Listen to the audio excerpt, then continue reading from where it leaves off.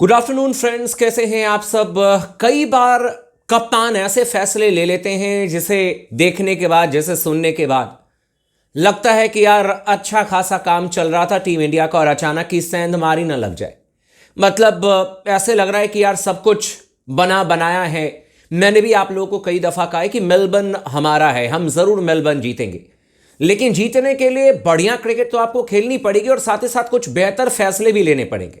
अब मेलबर्न हमारा है और अगर मैं ये कह दूं कि रोहित शर्मा कह दे कि अभिषेक तुम ओपन करने के लिए आ जाओ और साथ में 2-4 और जर्नलिस्टों को ओपन करने के लिए भेज दें, तो ऑब्वियस सी बात है कि मेलबर्न हमारा कभी नहीं हो पाएगा, क्योंकि जो स्किल सेट उन प्लेयर्स का है वो हमारा तो नहीं है। लेकिन मैं इस समय ये नहीं कह रहा हूं कि रोहित शर्मा का स्किल सेट किसी से खराब है, पर अच्छा भला काम चल रहा था टीम इंडिया का। लेकिन एक साथ एक ऐसा फैसला रोहित शर्मा लेने जा रहे हैं जिससे कि तीन बल्लेबाजों को अपनी बल्लेबाजी क्रम के साथ में छेड़छाड़ देखना होगा, और तीनों अपने लिए बहुत महत्वपूर्ण खिलाड़ी हैं, और तीनों की जो बैटिंग लाइनअप है, जो बैटिंग पोजीशन है, उसके साथ में छेड़छाड़ होती हुई नजर आएगी आपको मेलबर्न में। और मैं इसकी गारंटी भी नहीं दे सकता हूं कि यह बहुत सफल प्रयोग होने जा रहा है। टू बी वेरी ऑनेस्ट, मैं आपको दिल की बात बता रहा हूं, क्या ऐसा प्रयोग होने जा रहा है मैं आपको बताता हूं। चैनल को जरूर सब्सक्राइब कर दीजिएगा, इस वीडियो को आखिरी तक जरूर देखिएगा ताकि फिर मैं आपके कमेंट्स भी ले सकूं। बहुत सारे लोगों ने कमेंट्स किया है, वो भी हम उस पर चर्चा कर लेंगे। भाई, सबसे पहला फैसला रोहित शर्मा जो कर चुके हैं वो ये है कि रोहित शर्मा ही ओपन करेंगे। मैं तो इस समय मेलबर्न में हूं नहीं, लेकिन मेलबर्न में जो भी जर्नलिस्ट इस समय बैठे हुए हैं और जितना मैंने भी ऑब्जर्व किया है, कल ही मैंने ये खबर आप लोगों को बताई थी कि प्रैक्टिस सेशन में रोहित शर्मा जो हैं वो लगातार नई गेंद के साथ में अभ्यास करते हुए नजर आए, but at the same time उन्होंने काफी बाद में बैटिंग की, ठीक है। लेकिन केएल राहुल पहले बैटिंग करते हुए नजर आए, लेकिन वो स्पिनर्स को ज्यादा खेल रहे थे। नई गेंद का बाद में उन्होंने इस्तेमाल किया। रोहित शर्मा सिर्फ नई गेंद से प्रैक्टिस करते हुए नजर आए, तो वहां से इशारा हो गया। और साथ ही साथ प्रेस कॉन्फ्रेंस में भी कप्तान आए थे रोहित शर्मा। जब उनसे पूछा गया कि रोहित भाई कौन ओपन करेगा, बैटिंग पोजीशन क्या होगी, तो रोहित ने कहा कि यार हर प्रेस कॉन्फ्रेंस में आकर के हम इसके बारे में नहीं बताएंगे। और उन्होंने कहा कि डेफिनेटली आप मान करके चलें कि जो भी टीम की जरूरत होगी हम उसी तरीके से फैसले लेंगे, यानी कि कंफर्मेशन नहीं दी रोहित ने। और तभी से ये एक तरीके से कयास लगाने लग गए, मतलब लोगों ने लगाना शुरू कर दिया कि यार रोहित ओपन कर सकते हैं। और अब काफी हद तक ये बात श्योर हो चुकी है कि रोहित शर्मा ही आपको जायसवाल के साथ में ओपन करते हुए नजर आएंगे। दूसरी बात यह है कि शुभमन गिल जो कि 3 नंबर पर खेल रहे थे, कल ही कप्तान रोहित शर्मा ने उनकी तारीफ की। उन्होंने कहा कि एडिलेड में बड़ी अच्छी बैटिंग कर रहे थे, दोनों इनिंग्स में 25-30 रन बनाए, लेकिन अचानक ही आउट हो गए। और शुभमन गिल को समझना पड़ेगा कि जब शुरुआत उन्होंने अच्छी की तो कम से कम उसको अंजाम तक लेकर के जाए, बड़ा स्कोर बनाए, बड़े स्कोर में तब्दील करें। लेकिन अब यह खबर आ रही है कि केएल राहुल, कमाल लाजवाब राहुल को ओपनिंग स्लॉट से हटाकर के 3 नंबर पर खिलाया जाएगा। हमारे कप्तान 6 नंबर से ओपन करने के लिए आएंगे रोहित शर्मा, केएल राहुल 3 नंबर पर। और अब दिक्कत इस बात को लेकर के है कि ऋषभ पंत का भी बैटिंग पोजीशन चेंज कर दिया जाएगा। 5 नंबर पर कहा जा रहा है कि शुभमन गिल खेलेंगे, 6 नंबर पर कहा जा रहा है कि ऋषभ पंत खेलेंगे। यानी कि एक फैसले से 3 बल्लेबाजों की बैटिंग पोजीशन के साथ में छेड़छाड़ हो गई। रोहित शर्मा जो कि 6 नंबर पर खेल रहे थे वो ओपन करेंगे जायसवाल के साथ में। केएल राहुल जो ओपन कर रहे थे, अब कहा जा रहा है कि वो 3 नंबर पर खेलेंगे। शुभमन गिल जो 3 नंबर पर खेल रहे थे वो 5 नंबर खेलेंगे। और जो ऋषु 5 नंबर पर खेल रहा था उसको बिठा करके अब 6 नंबर पर भेज दिया जाएगा ऋषभ पंत को। यह अचानक ही बहुत ज्यादा बैटिंग लाइनअप में बदलाव कर दिया गया है यह मेलबर्न टेस्ट मैच में। और अगर लिटरली ये खबर सच है और इतने बदलाव होते हैं तो यार मुझे ऐसा लगता है, देखिए as a Indian cricket team fans हम तो यही चाहेंगे कि भाई जो भी बदलाव हो पॉजिटिव हो। लेकिन क्रिकेट में ये बात बिल्कुल फैक्ट है, जूनियर लेवल पर भी मैं आपको सच बता रहा हूं यार, अंडर 17 अंडर 19 लेवल पर भी यूनिवर्सिटी क्रिकेट हमने भी बहुत खेली भी है, और अंडर 17 अंडर 19 लेवल पर भी भाई 2 दिन पहले डिसीजन ले लिया जाता था। 2 दिन पहले ही पता रहता था कि कौन कौन खेल रहा है, किसका क्या पोजीशन है, किसका क्या रोल है। मैं आपको सच्चाई बता रहा हूं, 2 दिन पहले ही।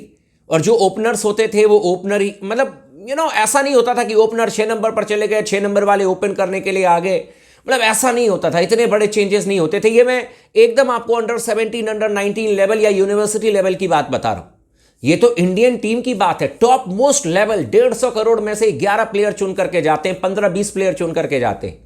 वहां पर अचानक ही बैटिंग लाइनअप के साथ में इतने ज्यादा फेरबदल होना, मेरे ख्याल से वो भी कोई आप जिम्बाब्वे के खिलाफ में या वेस्ट इंडीज के खिलाफ में नहीं खेल रहे हो, you are playing against the mighty mighty Australia. तो इसके खिलाफ में अचानक ही बैटिंग लाइनअप में इतने सारे बदलाव, मुझे लगता है कि शायद हमारे लिए बहुत अच्छा फैसला नहीं होगा, ये मुझे ऐसा लगता है। और इस पर थोड़ा सा नज़र डालना चाहिए रोहित शर्मा को। हालांकि अभी तक रोहित शर्मा ने ऑफिशियली इसके बारे में नहीं बताया, लेकिन ये बहुत ही रिलायबल सोर्सेज से ये खबर आ रही है, और एक सोर्स से नहीं, कम से कम 3 सोर्सेज के हवाले से ये खबर आ रही है कि रोहित जायसवाल ओपन करेंगे, 3 नंबर पर शुभमन गिल, 3 नंबर पर केएल राहुल, 4 नंबर पर विराट कोहली, 5 नंबर पर कहा जा रहा है कि शुभमन गिल, और 6 नंबर पर कहा जा रहा है कि ऋषभ पंत को शिफ्ट कर दिया जाएगा। चलो ठीक है, ऋषभ पंत 5 से 6 नंबर शिफ्ट हो जाएंगे, वो खेलते हैं 6 नंबर। लेकिन जब आपने किसी पर विश्वास जताया है तो फिर आप 5 नंबर पर रहने दो ऋषभ पंत को, 6 नंबर पर खुद कप्तान साहब आ जाते हैं।